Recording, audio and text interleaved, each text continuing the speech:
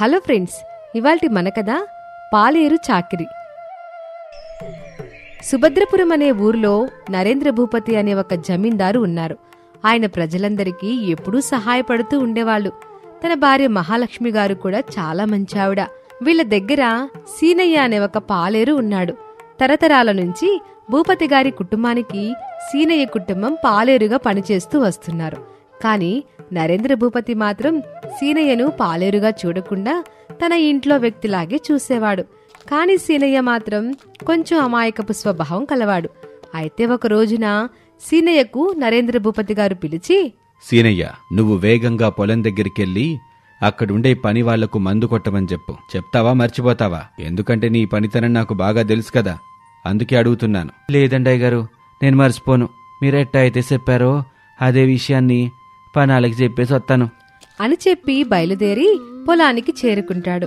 అక్కడ ఉండే పనివాళ్లకి, ఏనండి, అయ్యగారు మీకు మందు కొట్టుకోమన్నారు, అందుకే మీరందరూ ఒకరికొకరు మందు కొట్టుకోండి, మర్చిపోకండి. ఇది అయ్యగారు ఆదేశం. కాదంటే ఇప్పుడే చెప్పండి, నేను వెళ్ళి అయ్యగారికి చెప్పేస్తాను. సరే అని చెప్పి ప్రతి పనివాడు ఒకరినొకరు మందు కొట్టుకుంటారు. దానివల్ల ఒళ్లంతా మంటలొచ్చి ఆస్పత్రిలో భర్తీ అవుతారు. ఈ విషయం నరేంద్ర భూపతి గారికి తెలిసి, అవునరా సీనయ్య, నేను నీకేం చెప్పమన్నాను? వీళ్ళందరి దగ్గరికెళ్ళి నువ్వేం చెప్పావు? అదేంటయ్యగారు, మీరు చెప్పిందిగా నేను చెప్పాను, మళ్ళీ తిరిగి నన్నంటారేంటి? మీరు వాళ్ళకి మందు కొట్టమన్నారు, అందుకే వాళ్ళకి మందు కొట్టుకోమని చెప్పాను. అయినా తనతో పాటు ఇంకో పాలేరు నుంచి పంపించాల్సిందిగా. తనకొక్కడికేం తెలుస్తుంది? మీకు మన సేనే పనితనమేంటో తెలీదా? ఇంకేమీ చేయలేక నరేంద్ర భూపతి పనివాళ్లకి వైద్యానికి డబ్బులిచ్చి అన్ని సౌకర్యాలు చూసుకుంటాడు. కాని సీనయ్య ఇంట్లో అన్ని పనులు చేసేవాడు. ఇదంతా చూస్తున్న మహాలక్ష్మి గారికి సందేహం వచ్చి నరేంద్ర భూపతి గారిని అడుగుతారు, ఏంటండి మీరు సీనయ్యకి ఎన్ని పొరపాట్లు చేసినా ఇంకా పనిలో ఉంచుతున్నారు? తనకి ఎంతో కొంత ఇచ్చి వేరే పని చూసుకోమని చెప్పొచ్చు కదా, లేదంటే మనమే ఇంకెక్కడైనా పని చూసి తను పెట్టేయచ్చు కదా. నువ్వనుకున్నట్టు సీనయ్య కేవలం పాలేరే కాదు, వాళ్ళ తాతగారు గాని వాళ్ళ నాన్నగారు గాని మా తాతగారి దగ్గర మా నాన్నగారి దగ్గర పాలేరుగా పనిచేస్తూ మనకి సలహాదారులుగా ఉండేవారు. కాని వీడి అమాయకుడవటం వల్ల మనింట్లోనే పాలేరుగా పెట్టుకున్నాం.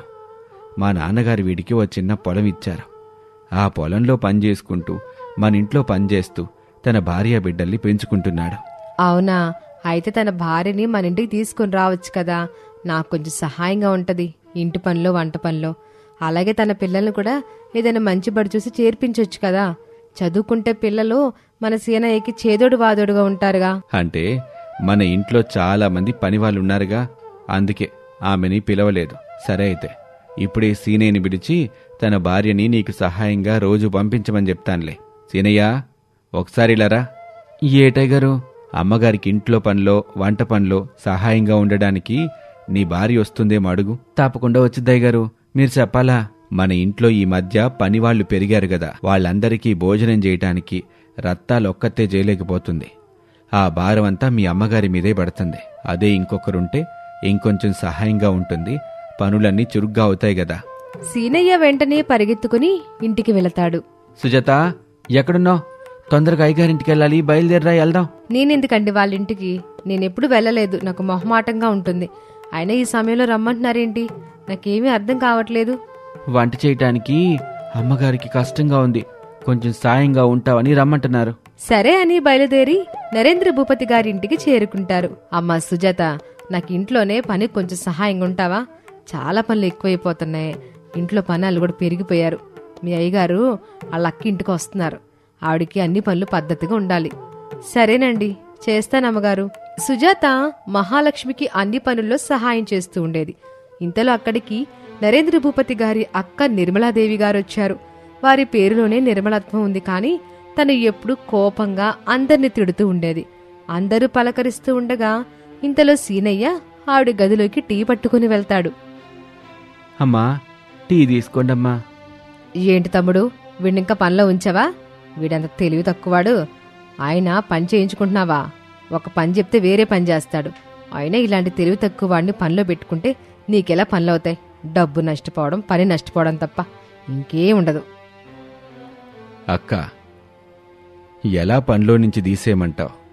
మన తాతల దగ్గర నుంచి వీళ్ళు మన ఇంట్లో పనిచేస్తున్నారు. ఇప్పుడు హఠాత్తుగా వెళ్ళిపోమంటే సరైన పద్ధతి కాదు కదక్కా. నాన్నగారి పరువు పోతుంది. సరే సర్లే, నువ్వు తలకెక్కించుకుంటే నేనేం చేయగలను. ఆ రోజు నిర్మలాదేవి గారు విశ్రాంతి తీసుకుని మరుసటి రోజున సీనయ్యని పిలుస్తారు. బట్టలున్నాయి, వాటిని ఉతికించి ఇస్త్రీ చేయించి పట్టుకునిరా. తొందరగా రావాలి, ఆలస్యం అయితే బాగోదు. అలాగే నాకు పొద్దున్నే ఏవి పడితే అవి తినమంటాలు, టీలు, ఆ కాఫీలు తాగను. రాగి జావా చేయించుకుని పట్టుకునిరా. అర్థమైందా? ఇంకోసారి చెప్పాలా? కాని నిర్మలాదేవి గారిచ్చిన ఒక చీరలో చిన్న చిరుగుంటుంది. ఆ విషయం ఆమెకు కూడా తెలుసు. సరేనండి అమ్మగారు, ఇప్పుడే పట్టుకొస్తాను. సీనయ్య వేగంగా వంటగదిలోకి వెళ్తాడు. సుజాత, తొందరగా రాగి జావ చెయ్యు. నిర్మలాదేవి గారు తాగుతానన్నారు. బాగా చెయ్యాలి, రుచిగా ఉండాలి. అర్థమవుతుందా? ఆవిడ దగ్గర అయ్యగారికి మాట రాకుండా చూసుకో. నేను బాగా వండి పెడతాను, అయ్యగారికి మాట రానివ్వను. సరేనా? మీతో పనులు చూడండి, వెళ్ళండి. ఈలోపు నేను రాగిజావ చేసి ఉంచుతాను, మీరొచ్చి పట్టుకుని వెళ్దురుగాని. సీనయ్య వెళ్లి రత్తాలికి చేరిచ్చేసి బాగా శుభ్రం చేయమని చెప్తాడు. ఈలోపు సుజాత దగ్గరకు వెళ్లి రాగిజావా తీసుకుని నిర్మలాదేవి గారి దగ్గరకు వెళ్తాడు. అమ్మగారు, రాగి జావ తీసుకోండమ్మా. నిర్మలాదేవి గారు రాగిజావా తీసుకుని కొంచెం తాగి, ఛీ, ఇదెవరు చేశారు? ఎంత దరిద్రంగా ఉంది. నీకే పని చెప్పినా చేత కాదు, ప్రతిదీ నాశనం చేయడమే నీకు తెలుసు అని గిన్నెతో ఆ రాగి జావని నేలకేసి కొడుతుంది. ఆ చప్పుడుకి ఇంట్లో వాళ్ళందరూ అక్కడికి చేరుకుంటారు. ఏంటి మహాలక్ష్మి, మీ ఇంట్లో నేను రాగి జావ కూడా నోచుకోలేదా? ఎవరిని పిలిచినా ఈ తెలివి తక్కువ వాడే వస్తున్నాడు.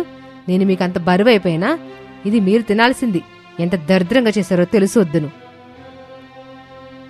కొత్త అంటావిడ, మీరెలా తింటారో తెలియదు కదా, నేను దగ్గరుండి చేయించి తీసుకొస్తాను అని ఆవిడికి నచ్చ చెప్పి మహాలక్ష్మి గారు వంటగదిలోకి వెళ్లి సుజాతకి అన్నీ విడమర్చి చెప్తారు. ఇంతలో అక్కడికి సీనయ్య వచ్చి, ఏంటి సుజాత, అమ్మగారి చేత అంత తిట్లుగా ఇచ్చావు? నీకు రాదని చెప్తే రత్తాలకే చెప్పావు అనిగా.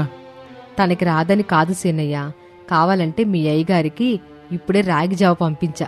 వెళ్ళి చూడు ఎంత ఇష్టంగా తాగుతున్నారో. కాని ఈవిడ తాగే రాగి జావ వేరేగా ఉంటుంది. సీనయ్య అక్కడి నుంచి వెళ్లి శుభ్రం చేయించిన చీరలు తీసుకుని ఇస్త్రీ చేయించడానికి వెళ్తాడు. ఇస్త్రీ చేయించుకుని తీసుకుని వచ్చి నిర్మలాదేవి గారికిస్తాడు. ఆ చీరలు తీసి చూసి ఒక్క కెక్క పెడుతుంది. ఇంతలో అక్కడికి నరేంద్ర భూపతి గారు మరియు మహాలక్ష్మి గారు వస్తారు. అక్క, ఏం జరిగింది? ఎందుకంత గట్టిగా అరిచావు? చూడు, నా చీర ఉతికించి ఇస్త్రీ చేయించి పట్టుకురమ్మని ఈ మూరికిడికి చెప్తే వీడేమో నా చీరని చించి తీసుకొచ్చాడు. అయినా నీకెన్నిసార్లు ఇలాంటి మూరుకుండి పనిలో పెట్టుకోద్దంటే నువ్వు నా మాటినవు? అలా ఏం లేదక్క, నేనిప్పుడే సీనయ్యని మందలిస్తాను. ఏంట్రా సీనయ్య, అక్క బట్టలు జాగ్రత్తగా బట్టుకెళ్ళి పట్టుకుదేవడం తెలీదా? బట్టలు పాడైపోయాయి గదా. ఈసారి నుంచి అక్క ఏ పని చెప్పినా జాగ్రత్తగా చెయ్యి. నీకు నచ్చినట్టు, నీకు తోచినట్టు చేయకు. అబ్బా, ఎంత బాగా మందలిస్తున్నావురా. పనాడంటే సానుభూతి ఉండొచ్చు కాని నెత్తి నెక్కించుకోకూడదు. నాకు అవన్నీ తెలీదు. నేను వీడికి శిక్ష విధిద్దామని అనుకుంటున్నాను. ఇంత చిన్నదానికే శిక్ష ఏంటొదిని గారు? నేనొచ్చిన ప్రతిసారి వీడిలాగే పొరపాట్లు చేస్తున్నాడు. మీరేమో వాడిని వెనకేసుకుని వస్తున్నారు. వాడు ప్రతిసారి శిక్ష నుంచి తప్పించుకుంటున్నాడు. అందుకే పొరపాట్లు చేయడం వాడికి బాగా అలవాటైపోయింది. ఒకసారి శిక్ష అనుభవిస్తే మరుసటి రోజు నుండి వాడు అలా చేయడు. సరే అక్క, నీ ఇష్టం. ఏదో చిన్నపాటి శిక్ష ఉంటుందని అనుకుని నరేంద్ర భూపతి గారు ఒప్పుకుంటారు. సేనయ్య, నువ్వు ఈరోజు సాయంత్రం కల్లా 100 బిందెలు నీళ్లు బావుల నుండి తోడు పెడతావు. ఏంటక్క అంత శిక్ష వేస్తున్నావు? వాడు అమాయకుడు, ఏమీ తెలీదు. అంత పెద్ద శిక్ష వేస్తే వాడెలా చేయగలడు? కొంచెమైనా ఆలోచించక్క. నేను వినను. నా మాట కాదంటావా చెప్పు, ఇప్పుడే ఇక్కడి నుంచి వెళ్ళిపోతాను. ఎవరూ ఈ విషయంపై నోరెత్తకపోవడంతో సీనయ్య వెళ్లి బావిలో నుంచి నీళ్లు తోడడం మొదలు పెడతాడు. అలా కొన్ని బిందెలు నీళ్లు తీశాక పొద్దుట్నుంచి ఏమీ తినకపోవడంతో కళ్ళు తిరిగి సీనయ్య కాలు జారి బావిలో పడిపోతాడు. మరియు సీనయ్యకి ఈత కొట్టడం కూడా రాదు. వెంటనే అక్కడ పనిచేసేవాళ్లు సీనయ్యని చూసి బయటకు తీసుకుని వచ్చి బ్రతికిస్తారు. ఈ విషయం నరేంద్ర భూపతి గారికి తెలిసి బయటకొస్తారు.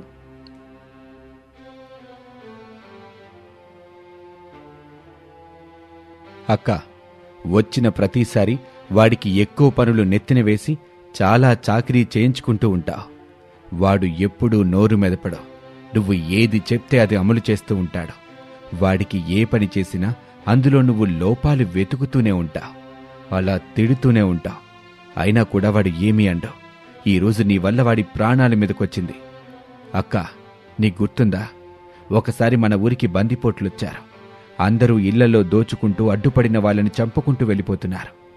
ఆ రోజు మన నాన్నగారు ప్రజల ప్రాణాలు కాపాడ్డానికి వెళ్ళినప్పుడు ఒక బందిపోటు నాన్నగారిని చంపబోతుంటే మన సీనయ్య వాళ్ళ నాన్నగారి అడ్డుపడి మన నాన్నగారి ప్రాణాలు కాపాడారు. ఆ కృతజ్ఞతాభావమైన నీలో ఉండి సీనయ్యను మంచిగా చూడొచ్చు కదా. కనీసం ఒక మనిషిలా అయినా ఆదరించొచ్చు కదా. ఇలా అనడంతో నిర్మలాదేవి గారికి పాత విషయాలన్నీ గుర్తుకొచ్చాయి. తను చేసిన పొరపాట్లన్నీ గుర్తు చేసుకుని సీనయ్య దగ్గరకు వెళ్తుంది. సీనయ్య, నేను నీకు ఎన్ని మాటలు అంటున్నా ఒక్కరోజు కూడా నాకు ఎదురు సమాధానం ఇచ్చేవాడు కాదు. ఇంకా మీ నాన్నగారు చేసిన మేలు కూడా నేను మర్చిపోయాను. నీ మనసు గాయపెట్టినందుకు నన్ను క్షమించు సీనయ్య. ఈ రోజు నుండి ఇలాంటి పొరపాటు మరింకెప్పుడు జరగదు. అమ్మా, మీలాంటి పెద్దాళ్ళు నాలాంటోని శ్రమించవనటమేటమ్మా? వద్దమ్మా, అట్ట అనబాకండి. మీరిచ్చిన శిక్ష ఇంకా పూర్తిగా లేదు. పూర్తి చేసి వస్తానమ్మగారు. ఇంత జరిగినా ఇంకా శిక్ష గురించి మాట్లాడుతూ ఉండడంతో అక్కడ ఉన్న వాళ్ళందరూ సీనయ్య అమాయకత్వాన్ని చూసి నవ్వుకుంటూ ఉంటారు. ఇది ఇవాల్టి కథ. మరొక ఆసక్తికర కథతో మళ్ళీ కలుద్దాం.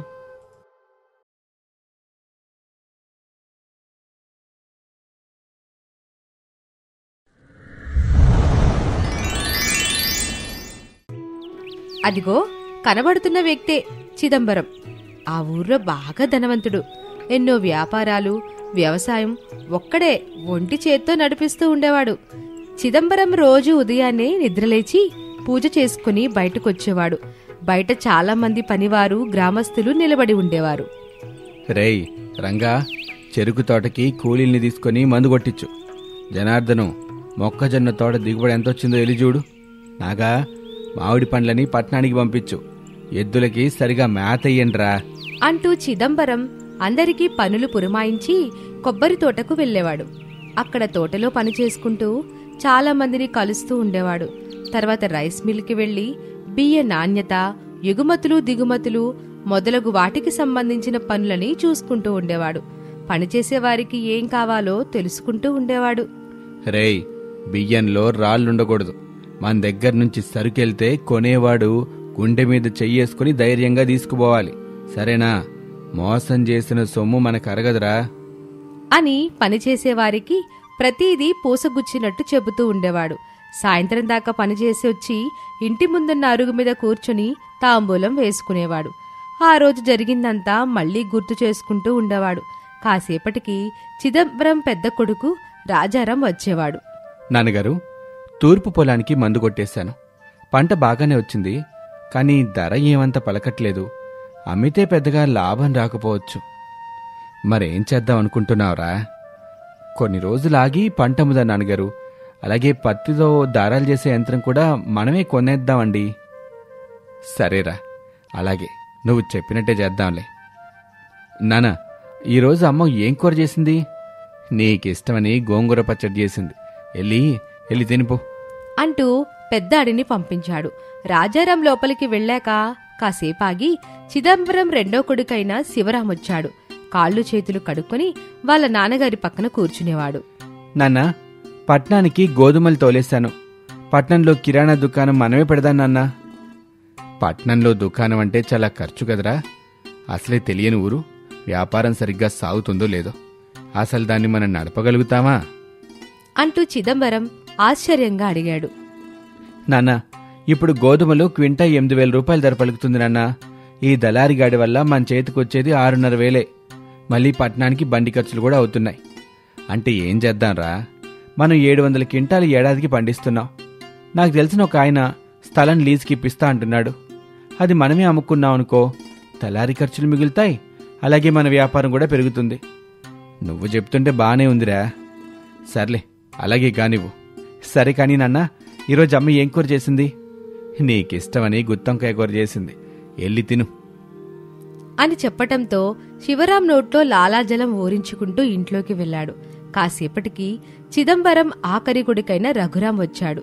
ఎరా, చాలా హుషారుగా ఉన్నావు. కుండల వ్యాపారంలో ఈరోజు బాగా లాభం వచ్చింది నాన్న. బెల్లం ఎడ్ల బండికి ఎక్కిచ్చావా? పంపించాను నాన్న. డబ్బులు రేపు పంపిస్తానన్నాడు. సరే, మంచిది. ఎవరితోనైనా గొడవలు పడుతున్నావా? లేదు నాన్న. సరే కానీ ఈరోజు అమ్మ ఏం కూర చేసింది నాన్న? నీకిష్టమని టమాటా పప్పు చేసిందిరా, వెళ్ళు. అనగానే రఘురాం పరిగెడుతూ వెళ్ళాడు. అక్కడ వాళ్ళ అమ్మ పార్వతమ్మేమో ముగ్గురికి కావలసిన వంటలు చేసి పెట్టేది. ముగ్గురు అన్నదమ్ములు కలిసిమెలిసి ఉండేవారు. ఇలా రోజులు జరుగుతూ ఉండేది. ముగ్గురు కొడుకులు చేదోడు వాదోడుగా కలిసిమెలిసి ఉంటే చిదంబరానికి కడుపు నిండిపోయేది. ఒకరోజు చిదంబరం తన స్నేహితుడైన కృష్ణారావు దగ్గరికి వెళ్ళాడు. ఏమిట్రా, ఏదో మాట్లాడాలని వచ్చినట్టున్నావు? మా అబ్బాయిలకి సంబంధాలు చూడాలి అనుకుంటున్నావురా అంటూ చిదంబరం తన మనసులో ఉన్న కోరికని కృష్ణారావు ముందుంచాడు. దాందే ఉందిరా, చూద్దాంలే. మంచమ్మాయిల్ని కుటుంబంలో కలిసిపోయే వాళ్ళని చూడాలరా. చూస్తాలే గాని ఇంతకీ నీ వ్యాపారానికి వారసుడెవరో నిర్ణయించావా లేదా? వారసుడా? ముగ్గురూ కలిసిమెలిసి బాగానే వ్యాపారం చేసుకుంటున్నారుగా, మళ్ళీ ప్రత్యేకంగా ఈ వారసుడెందుకు? నీ మాట మీద గౌరవంతో ఎవరి పనాలు చేసుకుంటున్నారు, కలిసిమెలిసి ఉంటున్నారు. కానీ నీ హయాం అయిపోయాక ఈ వ్యాపారాలవి నడిపించాలంటే నిజమైన వారసుడనేవాడు ఒకడు ఉండాలిరా. అది కూడా నీలాగే నడిపించే వ్యక్తి కావాలి కదా. అంతేనా? ఈ సంబంధాల గురించి నేను చూసుకుంటాను గాని నువ్వెళ్ళి ఆ వారసుడి గురించి ఆలోచించుకో అంటూ మంచి మాట చెప్పాడు కృష్ణారావు. చిదంబరం అక్కడి నుంచి వెళ్ళిపోయాడు. కొన్ని రోజులకి కృష్ణారావు మంచి సంబంధాలు తీసుకుని చిదంబరం దగ్గరకొచ్చాడు. చిదంబరం కూడా సంబంధాలు నచ్చడంతో ముగ్గురు కొడుకులకి అంగరంగ వైభవంగా ఎంతో ఘనంగా పెళ్లిళ్లు జరిపించాడు. కొన్ని రోజుల వరకు అంతా బాగానే ఉంది. ఒకరోజు చిదంబరం ఇంటి ముందు కూర్చొని ఉండగా చిన్నాడు రఘురాం వచ్చాడు. ఎరా, ఈరోజు బాగా ఆలస్యమైందే? ఏం లేదు నాన్న, ఆ బెల్లం వాడితో ఏదో చిన్న గొడవైంది. గొడవ? వాడితో నీకేం గొడవరా? అవి ఎప్పుడు ఉండేవేలే. అయితే మీ చిన్నన్నయ్యని పిలవకూడదా? వాడెందుకు? వాడు మీ అన్న స్నేహితుడేగా, వాడొచ్చి మాట్లాడేవాడు. అదేం వద్దులే, ఆ గొడవేదో నేనే చూసుకుంటానులే. ఇందులో చిన్ననే జోక్యం ఎందుకు? సర్లే, అన్నయ్యలు భోజనం చేస్తున్నారు, నువ్వు కూడా ఇల్లు, వాళ్ళతో కలిసి తిను పో. వాళ్ళు తిన్నాక మళ్ళీ తింటానులే నాన్న అంటూ వెళ్ళిపోయాడు. చిదంబరం అలాగే చూస్తూ ఉండిపోయాడు. ఇక మార్పు మొదలైందని చిదంబరం గ్రహించాడు. కొన్ని రోజుల తర్వాత ఆ గొడవ పెద్దదై రఘురాం మరియు బెల్లం వ్యాపారి విడిపోయారు. మళ్ళీ ఆ బెల్లం వ్యాపారం పుంజుకోవడానికి చాలా సమయం పట్టింది. ఇది చిదంబరం గమనిస్తూనే ఉన్నాడు. నా వయసు కూడా మీద పడుతుంది. వీళ్ళని నడిపించటానికి ఓ వ్యక్తి ఉండాలి. ఖచ్చితంగా వారసుడు కావాలి అని చిదంబరం బాగా ఆలోచించాడు. తర్వాత రోజు ఆలోచించి ఒక ఉపాయాన్ని కనుగొన్నాడు. తన ఇంటి అరుగు మీద కూర్చుని తన ముగ్గురు కొడుకుల్ని పిలిచాడు. రే, నా హయాం అయిపోయాక మన వ్యాపారాన్ని, ఈ వ్యవసాయాన్ని, మన కుటుంబాన్ని నడిపించే నిజమైన వారసుడొకడు కావాలరా. అందరం కలిసిమెలిసి బాగానే చేసుకుంటున్నాం కదా నాన్నగారు, మళ్ళీ వారసుడేంటి? అందరూ కలిసి నడిచేటప్పుడు బాగానే ఉంటుందిరా. నడిపించేవాడుంటే ఆ నడక అర్థం ఉంటుంది. అప్పుడు అది మంచి నడక అవుతుంది. అయితే మరిప్పుడు ఏం చెయ్యాలి? నేను ఓ పరీక్ష పెడతాను. ఏం పరీక్ష నాన్న అది? ఈ డబ్బు తీసుకోండి అంటూ ముగ్గురికి కొంచెం కొంచెం డబ్బులిచ్చాడు. ఆ డబ్బు తీసుకుని ముగ్గురు ఒకరి ముఖాలొకరు చూసుకున్నారు. ఈ డబ్బుతో మీకిష్టమైన వస్తువులు కొనండి. వాటిని గదంతా నింపుకోండి. ఎవరైతే గదిని నింపుతారో వారే నాకు నిజమైన వారసుడ్రా అని చెప్పగానే ముగ్గురు వెళ్లారు. పెద్దాడైన రాజారాం ఆ డబ్బుతో ఇటుకలు కొన్నాడు. ఆ ఇటుకల్ని గదిలో అమర్చాడు. అవి గది నిండా కాకుండా గదికి సగం మాత్రమే వచ్చాయి. ఇంతకంటే నింపలేకపోయాను నాన్నగారు. సరేలే, చూద్దాం. ఇంతకంటే ఎవరు నింపలేదు నాన్న అంటూ రాజారాం గర్వంగా చెప్పాడు. చిదంబరం నవ్వుతూ వెళ్లిపోయాడు. తర్వాత చిన్నాడు రఘురాం వచ్చాడు. ఆ డబ్బుతో చెరుకులు కొని వాటిని ముక్కలు చేసి ఆ గది నిండా అమర్చాడు. 75% దాకా ఆ గది నిండిపోయింది. నాన్న, 75% దాకా నిండింది. ఇక ఇంతకంటే ఎవరు ఏం చేయలేరు. రెండోవాడేం చేస్తాడో అది కూడా చూద్దాంలేరా. వాడింతకంటే ఏం చేయగలడు? వాడు మాత్రం ఏం చేస్తాలే నాన్న, ఎవ్వరూ ఏమీ చేయలేరు. సరేలే, చూద్దాం.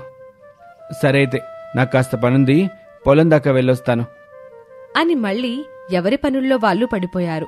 ఇక రెండో వాడైన శివరాం వచ్చాడు. నాన్నా, ఒకసారి ఇటు వస్తారా? దేంతో నింపావురా? రండి నాన్న, చూద్దురు గాని అనగానే చిదంబరం అలాగే వెళ్ళాడు. నాన్నతో కలిసి శివరాం గదిలోకొచ్చాడు. ఆ గదంతా చీకటిగా ఉంది. ఏంట్రా, ఏంటి ఈ గదంతా చీకటిగా ఉంది? శివరాం గదిలోకి వెళ్ళాడు. కొవ్వొత్తి తీసుకుని వెలిగించాడు. ఆ వెలుగు గది మొత్తం నిండిపోయింది. చిదంబరం అది చూడగానే చాలా సంతోషించాడు. తర్వాత ముగ్గురి కొడుకుల్ని పిలిచాడు. పని చేయటంలో అందరూ సమర్థులేరా, కాని మిమ్మల్ని నడిపించే సామర్థ్యం, తెలివి వీడికే ఉంది. ఈర్ష్యా ద్వేషాలతో కాకుండా కలిసిమెలిసి పనిచేసుకోండి. శివరాం ఇచ్చే సలహాలు తీసుకుంటూ సంతోషంగా పని చేసుకోండ్రా అని చెప్పాడు. అప్పటినుంచి ముగ్గురు కలిసిమెలిసి పనిచేసుకుంటూ విలువైన సలహాల్ని శివరాం దగ్గర తీసుకుంటూ ఆనందంగా జీవితాన్ని కొనసాగించారు. తన స్నేహితుడు కృష్ణారావు చెప్పిన నిజమైన వారసుడు దొరికినందుకు చిదంబరం లోలోపల చాలా సంతోషపడ్డాడు. అందుకే నడవడానికి కాళ్లు చాలు, నడిపించడానికి మాత్రం నాయకుడు కావాలంటారు. ఇది ఇవాల్టి కథ. మరొక ఆసక్తికర కథతో మళ్ళీ కలుద్దాం.